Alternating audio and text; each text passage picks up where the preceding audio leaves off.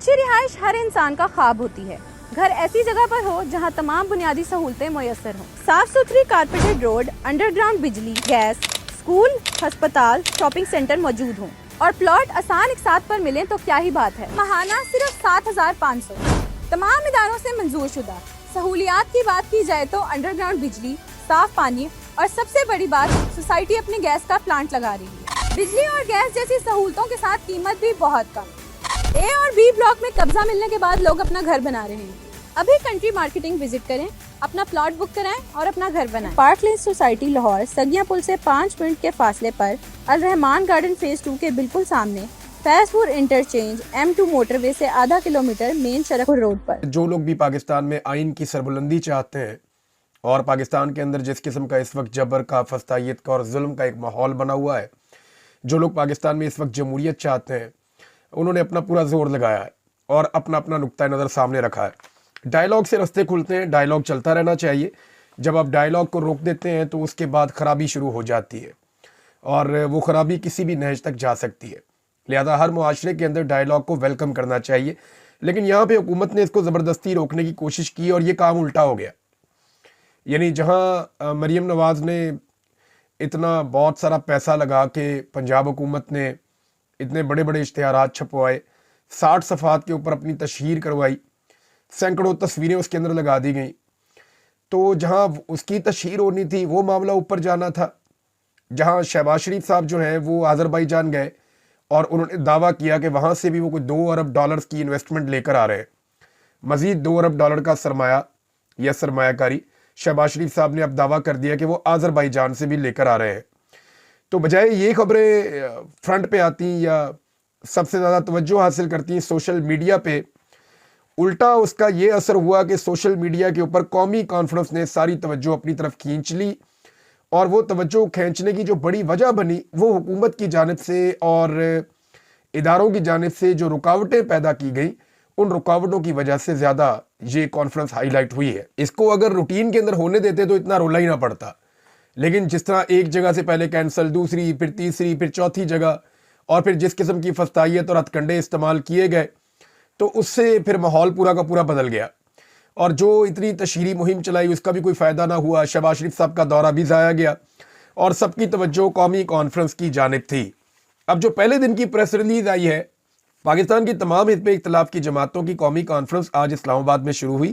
یہ کانفرنس ملک میں آئین کی بتدریج پامالی، غیر قانونیت، غیر منصفانہ انتخابات اور ملک میں میڈیا پر بڑھتی ہوئی پابندیوں کے تناظر میں شاہد خاقان عباسی، سابق وزیر اعظم اور عوام پاکستان کے قومی کنوینئر اور محمود خان اچکزئی، چیئرمین پختونخوا ملی عوامی پارٹی اور چیئرمین تحریک تحفظ آئین کی دعوت پر منعقد کی جا رہی ہے. آج کانفرنس کا پہلا دن تھا جس میں لوگوں نے بھرپور شرکت کی. کانفرنس کا انعقاد ایک مشکل مرحلہ تھا. 3 مختلف جگہوں پر کانفرنس منعقد کرنے کی کوشش کی گئی لیکن انتظامیہ کی مداخلت اور دباؤ کی وجہ سے بکنگ کینسل کی گئی. ابتدائی تقاریر میں شاہد خاقان عباسی، محمود خان اچکزئی نے شرکا کو خوش آمدید کہا. یہ وہ ساری چیزیں. اس کے بعد پھر جو شہریوں کے لیے ملک میں آئین پر بات کرنا بھی اس وقت مشکل کر دیا گیا ہے اور آئین کی پامالی اور انتخابات کی چوری سیاسی عدم استحکام پیدا کرتی ہے. سیاسی انتشار میں نہ معاشی ترقی ہو سکتی ہے، نہ سرمایہ کاری ہو سکتی ہے. اس بات کی اشد ضرورت ہے کہ ہم بلوچستان، خیبر پختونخوا اور سندھ کے مسائل کو حقیقی انداز میں سمجھنے کی کوشش کریں اور ان صوبوں کے مسائل کا تدارک کریں. اچھا، 3 سیشن ہوئے جناب، یہ بھی بتایا گیا اس کے اندر. پہلے سیشن میں میڈیا اور صحافی برادری سے مقررین نے خطاب کیا اور پیکا قانون کی شدید مذمت کی اور ساتھ ہی میڈیا کے اندر بھی اخلاقیات کی ترویج کی بات کی ہے. دوسرا سیشن جو ہے وہ اہم دانشوروں کی پینل ڈسکشن تھی جس کے منتظم ڈاکٹر طارق بنوری تھے. اس پینل میں اہم نکات سامنے آئے ہیں اور آئین کی بالادستی کے حوالے سے کہا گیا کہ دستور کے 2 حصے ہیں.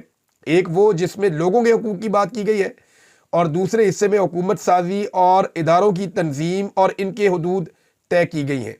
لیکن آئین کی بالادستی کی بات اقتدار کے حصول کی حد تک تو کی جاتی ہے لیکن لوگوں کے حقوق کے حوالے سے آئین کی بالادستی کی بات نہیں کی جاتی.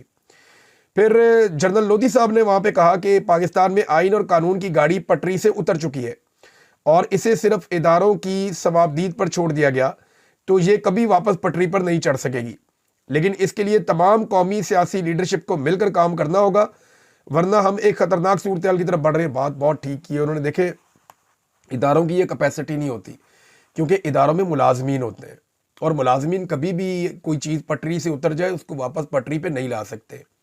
اس کے لیے ریفارمز کرنی پڑتی ہے، اور اس کے لیے لیڈرشپ کو سامنے آنا پڑتا ہے۔ اب پاکستان کے اندر جو سیاسی لیڈرشپ ہے وہ اس وقت ایسی دستوں گریباں ہیں ایک دوسرے کے ساتھ کہ کیا وہ یہ رول پلے کر سکے گی اس وقت؟ دیکھیں، آپ کو سننے میں بہت عجیب لگ رہا ہوگا، میں نواز شریف کی بہت تنقید کرتا ہوں، ان کے اوپر شدید ناقد ہوں میں نواز شریف کا اور ان کے خاندان کا، اور ان کی خاندانی سیاست کا بڑا میں ناقد ہوں، لیکن میں سیریسلی آپ کو یہ بتا رہا ہوں کہ اگر پاکستان کو اس وقت اس جنجال سے نکلنا ہے تو پھر سب کو بٹھانا پڑے گا، سب کو بیٹھ کر پاکستان کے اداروں کو ان کی آئینی حدود میں واپس دھکیلنا پڑے گا، اور پاکستان کو آئین کی پٹری پہ واپس چڑھانا پڑے گا۔ اور اگر یہ ابھی نہ کیا گیا تو پھر یہ عوام اپنے ہاتھ میں چیزیں لے لے گی، اور جب پھر عوام اپنے ہاتھ میں چیزیں لے گی تو پھر قیدی جانے اور عوام جانے، پھر تو کسی کو کچھ بچے گا نہیں کسی کے ہاتھ میں۔ لہذا اس وقت جو سیاسی قیادت دستیاب ہے وہ اس بات کو سمجھے کہ معاملے کو اس نہج تک نہ لے کر جائے کہ کل ان سے یہ معاملہ سنبھالا ہی نہ جائے۔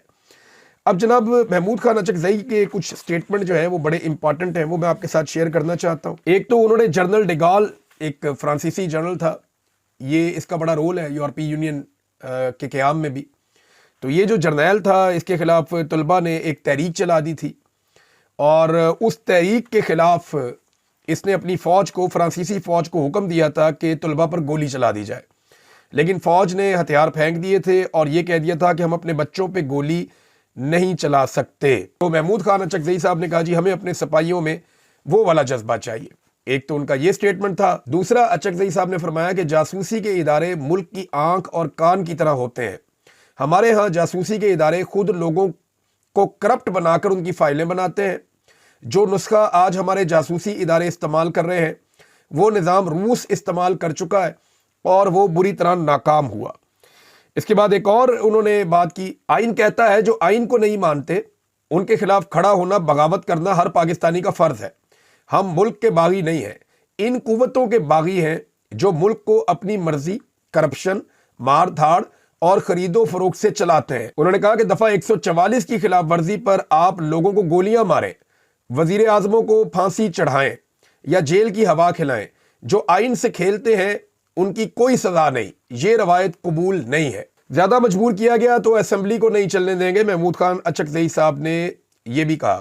وفاقی حکومت نے وفاقی کابینہ میں توسیع کا فیصلہ کر دیا ہے۔ پہلے جو جھنڈے گاڑ رہے ہیں وزیر اس وقت موجود ہیں حکومت میں، ایسے ہی مزید وزیر ابھی حکومت کے اندر پھر شامل کیے جائیں گے۔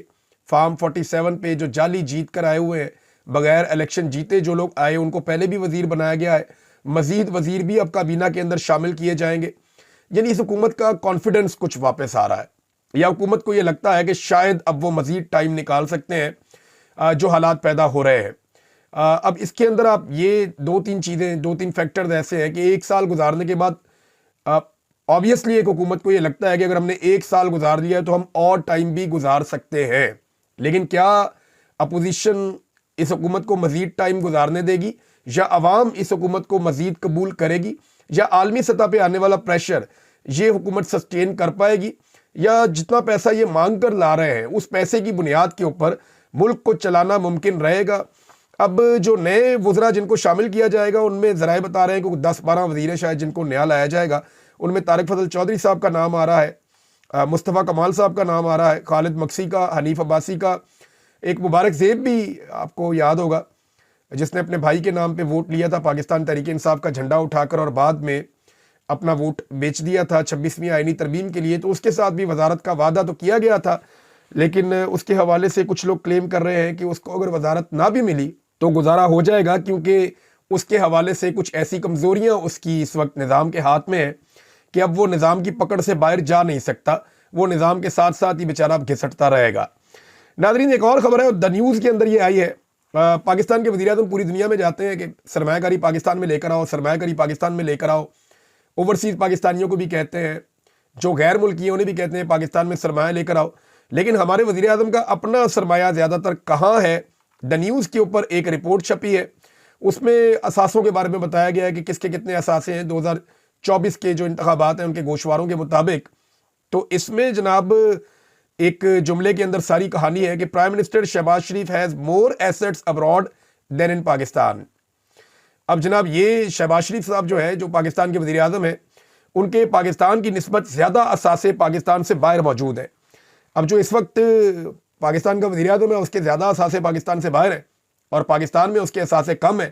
وہ کیسے دنیا کو قائل کرے گا کہ آپ اپنے اثاثے پاکستان لے کر آئیں جبکہ وہ خود اپنے اثاثے پاکستان نہیں لایا. اب عمران خان صاحب کا کوئی ایسٹ پاکستان سے باہر نہیں ہے. ان کا جو کچھ ہے وہ سارا کچھ پاکستان میں ہے. بے شمار پاکستانیوں کا ایسا ہی ہے. یہ پہلی مرتبہ ایسا ہو رہا ہے کہ پاکستانی بہت بڑی تعداد میں اپنی پراپرٹیز اپنی چیزیں اپنی ملیں فیکٹریاں بیچ کر پاکستان چھوڑ کر جا رہے ہیں. یہ ٹرینڈ بڑا خطرناک ہے. اسے روکنا پڑے گا. دیکھیں حکومتیں تبدیل ہوتی رہتی ہے. آج حکومت پی ایم ایل این کی ہے کل کسی اور جماعت کی حکومت آ سکتی ہے پرسوں عمران خان صاحب کی واپس حکومت آ سکتی ہے. یہ چیزیں تبدیل ہو جاتی ہیں.